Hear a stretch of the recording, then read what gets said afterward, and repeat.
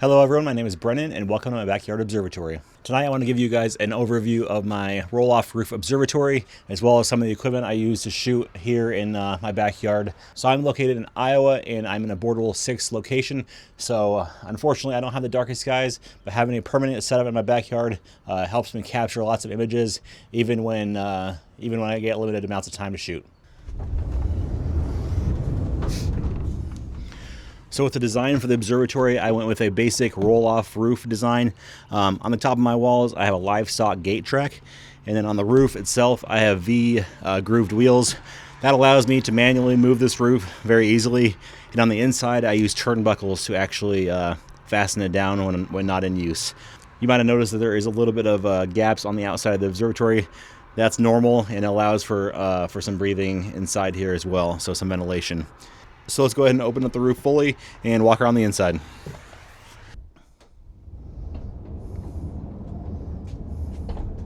And as you can see here, I have a very basic way of telling where to stop the roof.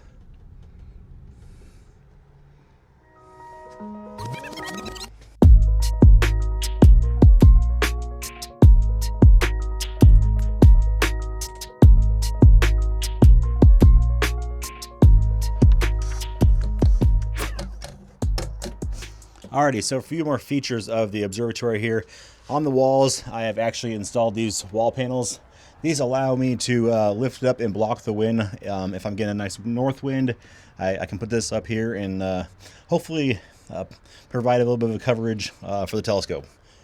So I shut that back down. It basically just latches up here on the side there. My flat panel is right behind there. It is too bright, so I need to get a dimming one. But right now I have it actually facing the wall, so I'm illuminating on the back side. It's worked out well for me so far, but in the future I'll have to upgrade that. And now working our way through some of the imaging equipment here. For the telescope, I have a Planewave CDK 12.5 inch. This one here is a closed tube model, but once you get up to CDK 14, 17, and so on, those are all truss tube variants. Having this in the observatory in a roll-off roof, I can open the roof, turn the fans on to the telescope, allow that to correct the ambient temperature. It allows me to get imaging right away once it gets dark. Down here we have the dew heater. This is on the primary and secondary mirror. On the other side, we have the focus controller. That controls the focuser. And then we will just work our way down through the imaging train right now. We'll start here. We got a couple spacers. And then we have a Optec Leo focuser with the Optec Sagitta thin off-axis guider with the ZWO ASI 174 Pro Mini. On this setup here, I am running the reducer, so this is the 0.66 reducer. Natively, this is around 2500 millimeter focal length, but running this 0.66 reducer gets me down to, I think it's about 1900 or so. Then I have that 7-position filter wheel. I am shooting with a monochrome camera, so that is definitely beneficial in this situation. So right now I'm just running LRGB filters, doing a lot of broadband stuff. I haven't got into narrowband yet, so that is in the future. So right now I'm just focusing on galaxies with the season that we're in, and then finally we have the ZWO 2600 Pro. This is a crop sensor monochrome camera, and it's been a great camera so far. I moved up from the 294 when I had my old Ritchie Creation telescope, so really been a great setup so far. So let's move on down to the mount. And for the mount, we have the iOptron CM120. The whole telescope, imaging train, and everything probably weighs in that 50-pound range. So that's really no issue at all for this mount here. I got 3 extra counterweights here, and it's been a great mount. I did have to replace the board a couple times. I think that was due to a power surge. But other than that, it's been flawless, and it gives me really good guiding. And last but not least, we have the telescope pier. I actually built this pier. It's an 8x8 aluminum square tubing and a 3/16 inch wall. So it's a really hefty post. I got a 1/2 inch mounting plate up top, 1/2 inch mounting plate on bottom with gussets mounted, and it's bolted down to a footing, 18 inch round, 42 inch deep for frost line here in Iowa.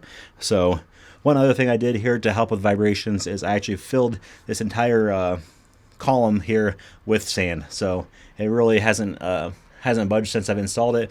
And the cool thing is I have an open side here, and that allows me to put some of my power supplies for my various accessories inside there.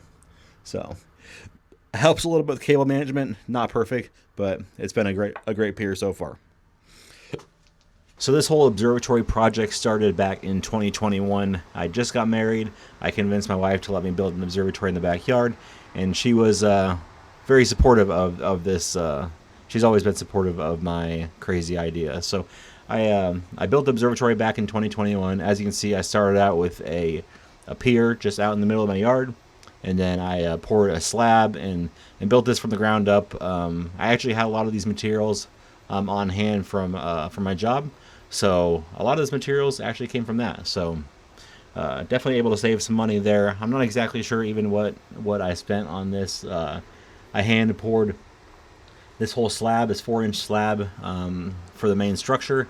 That took about I think it was like 70 bags of concrete, and that was not a fun process. But yeah, really happy with how it's turned out. So. Alrighty, so everything here is hooked up to the computer. For my planetarium software, I'm using Stellarium, and then for my image acquisition, I am using Nina. So let's go ahead and pull this framing in here. Alright, so we'll go ahead and center on this M51. It is going to load this in, and we will see this populate here. So I actually run this this computer off my laptop inside, so I'm able to be inside all night. The monitor stays off. This light stays off, so there's no stray light getting into the imaging train. So let's go ahead and slew and center.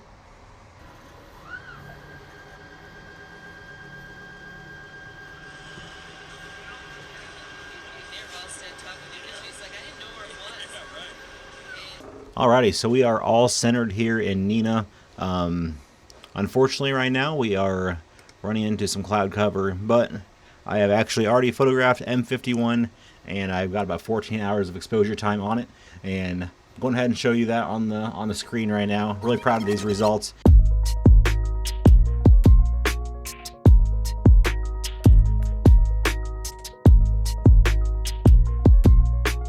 I just want to say thank you guys for watching. I'm going to be doing more videos here. I want to do some more imaging out here in the observatory. Yeah, doing maybe some PixInsight videos. I'm still learning that. That's probably my weakest point right now, but I am really kind of starting to pick it up a little bit. And yeah, really excited to see how this goes. It's been a really awesome experience to have this observatory in the backyard, and very fortunate to be able to walk outside in the backyard, roll off the roof, set the telescope up, and then have a nice night of shooting. So thank you guys for watching, and subscribe for more content.